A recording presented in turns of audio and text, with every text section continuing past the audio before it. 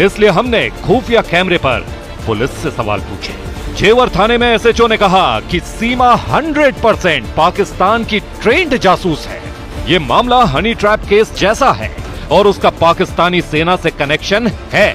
जेवर थाने के एसएचओ ने तो यहां तक दावा किया कि सीमा और उसके साथ आए बच्चों को पाकिस्तान के किसी हिंदू घर में रखकर ट्रेनिंग दी गई। से वो भारत में दाखिल हुई, यहां तक पहुंच गई, नोएडा में मौजूद है और उसे बेल भी मिल गई, बेल पर इस वक्त बाहर है।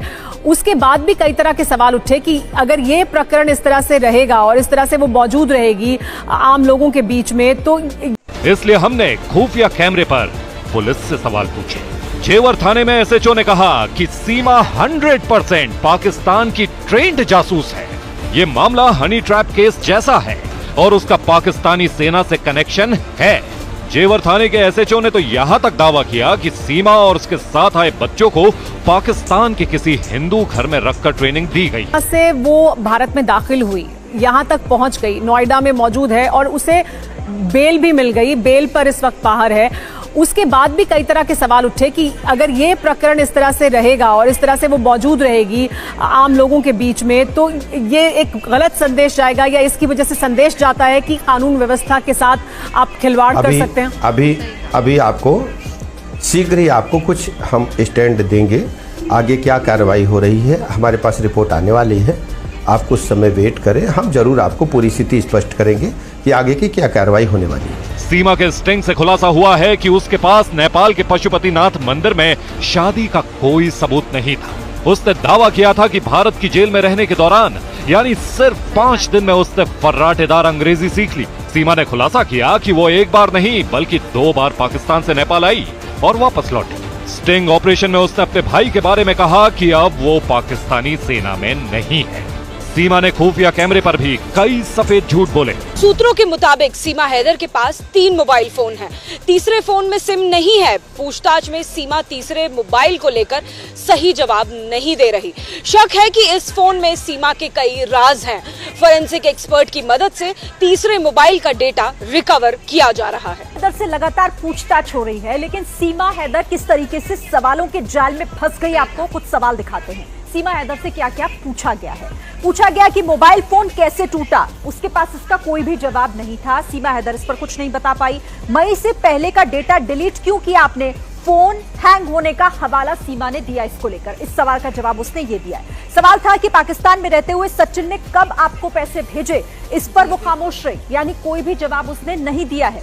नेपाल में किसका इंटरनेट इस्तेमाल करके आपने पैसे मंगाए, इस पर उसने नाम नहीं बताया कि किस शख्स से उसने पैसे मंगाए थे।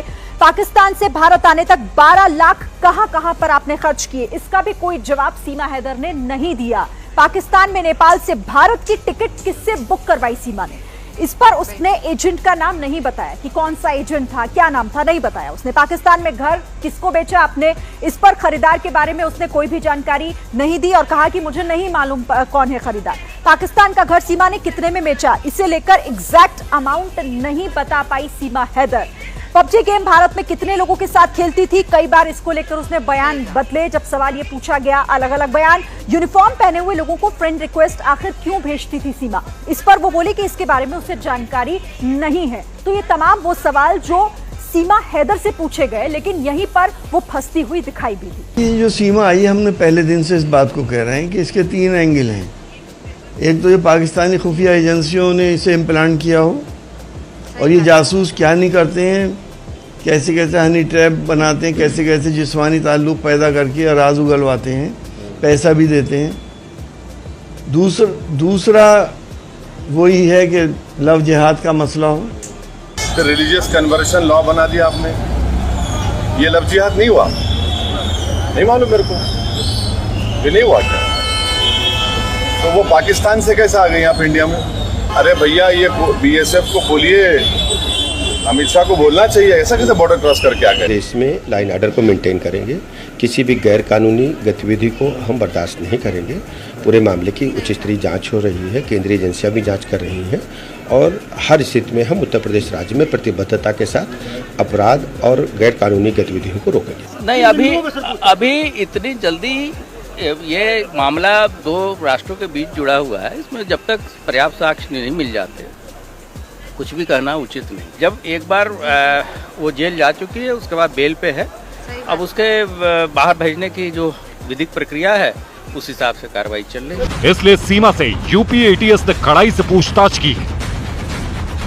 सीमा से एटीएस ने पूछा कि क्या बातचीत के लिए कभी कोई वर्ड का इस्तेमाल किया?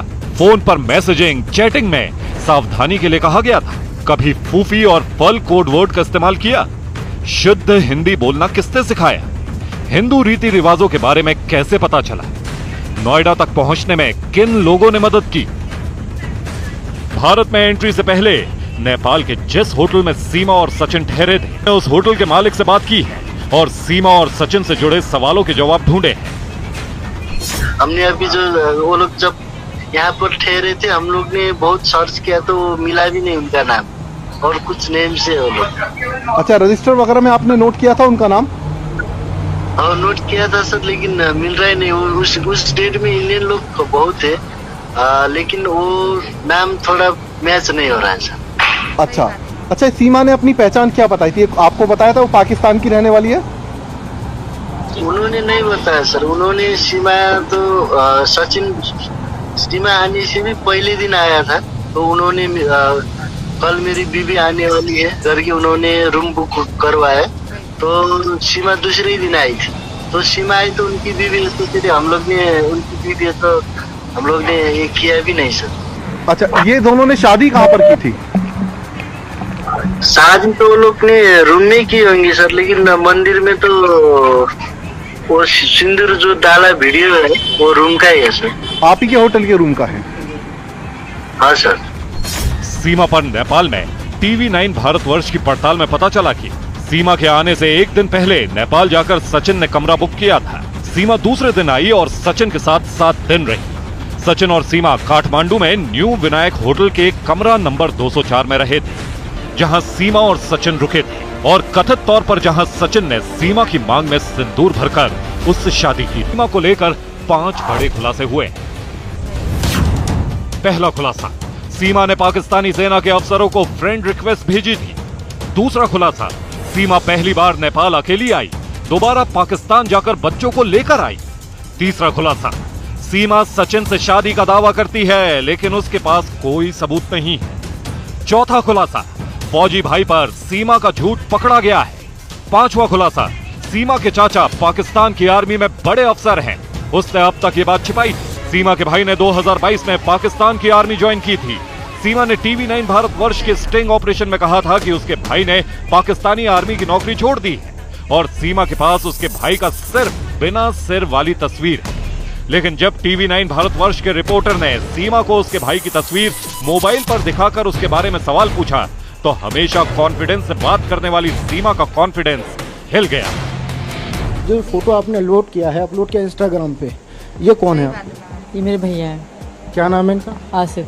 तो ये कब किया था आपने अपलोड? ये मुझे याद नहीं, डेट फिक्स यार सर। अच्छा जी सर। तो ये आर्मी में है? आर्मी में अभी हुए थे, अभी ऑफिसर नहीं है, आप देख सकते हैं फोटो में। अच्छा। नए नए सर। जी सर। मतलब ये आर्मी में है, ज्वाइन किया है ना, पाकिस्तान आर्मी में ज्वाइन किया है? बिल्कुल सर। है ना? जी सर। तो ये आपने पहले बताया था कि ये हमारे भाई हैं लेकिन आर्मी में नहीं है, ऐसा कुछ करते? सर जो भी मैंने सच बताया था वो मैंने पुलिस को बता दिया था, मीडिया को मुझे बताना जरूरी नहीं है। पाकिस्तानी कह रहे हैं इंडिया की जासूस है, इंडिया कह रहे हैं पाकिस्तानी जासूस है। जो भी हूँ पुलिस पता लगा लेगी और सच सामने आ जाएगा। और प्लीज मुझे इतना ज्यादा टॉर्चर मत करो। ये है सीमा का भाई आसिफ। आसिफ पाकिस्तानी फौज में है और कराची में तैनात है।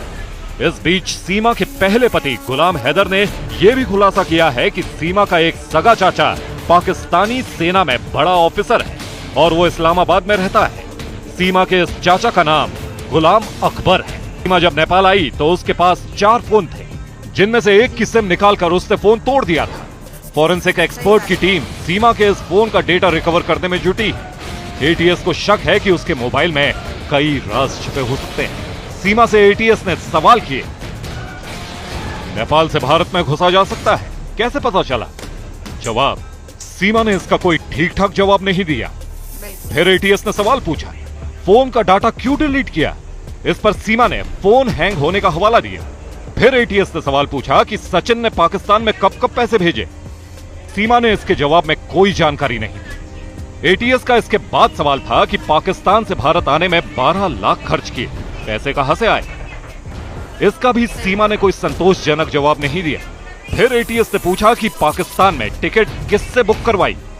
इस पर सीमा ने कहा कि उसे एजेंट का नाम ठीक से याद नहीं है। एटीएस ने फिर पूछा पाकिस्तान में घर किसको बेचा, कितने में बेचा। इसके जवाब में सीमा ने कहा कि उसने घर डीलर की मदद से बेचा, लेकिन अमाउंट नहीं बता पाई।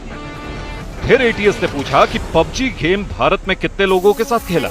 इस सवाल के जवाब में सीमा ने कई बार बयान दिया। एटीएस ने फिर पूछा यूनिफॉर्म पहने लोगों को फ्रेंड रिक्वेस्ट क्यों भेजी। सीमा ने इस सवाल के जवाब में कोई जानकारी नहीं, इसलिए हमने खुफिया कैमरे पर पुलिस से सवाल पूछे। जेवर थाने में एसएचओ ने कहा कि सीमा 100% पाकिस्तान की ट्रेंड जासूस है। ये मामला हनी ट्रैप केस जैसा है और उसका पाकिस्तानी सेना से कनेक्शन है। जेवर थाने के एसएचओ ने तो यहां तक दावा किया कि सीमा और उसके साथ आए बच्चों को पाकिस्तान के किसी हिंदू घर में रखकर ट्रेनिंग दी गई। से वो भारत में दाखिल हुई, यहां तक पहुंच गई, नोएडा में मौजूद है और उसे बेल भी मिल गई, बेल पर इस वक्त बाहर है। उसके बाद भी कई तरह के सवाल उठे कि अगर ये प्रकरण इस तरह से रहेगा और इस तरह से वो मौजूद रहेगी आम लोगों के बीच में, तो ये एक गलत संदेश जाएगा या इसकी वजह से संदेश जाता है कि कानून व्यवस्था के साथ आप खिलवाड़ कर सकते हैं। अभी आपको शीघ्र ही आपको कुछ हम स्टैंड देंगे। आगे क्या कार्रवाई हो रही है, हमारे पास रिपोर्ट आने वाली है। आप कुछ समय वेट करें, हम जरूर आपको पूरी स्थिति स्पष्ट करेंगे कि आगे की क्या कार्रवाई होने वाली है। सीमा के स्टिंग से खुलासा हुआ है कि उसके पास नेपाल के पशुपतिनाथ मंदिर में शादी का कोई सबूत नहीं था। उसने दावा किया था कि भारत की जेल में रहने के दौरान यानी सिर्फ 5 दिन में उसने फर्राटेदार अंग्रेजी सीख ली। सीमा ने खुलासा किया कि वो एक बार नहीं बल्कि 2 बार पाकिस्तान से नेपाल आई और वापस लौटी। स्टिंग ऑपरेशन में उसने अपने भाई के बारे में कहा कि अब वो पाकिस्तानी सेना में नहीं है। सीमा ने खुफिया कैमरे पर भी कई सफेद झूठ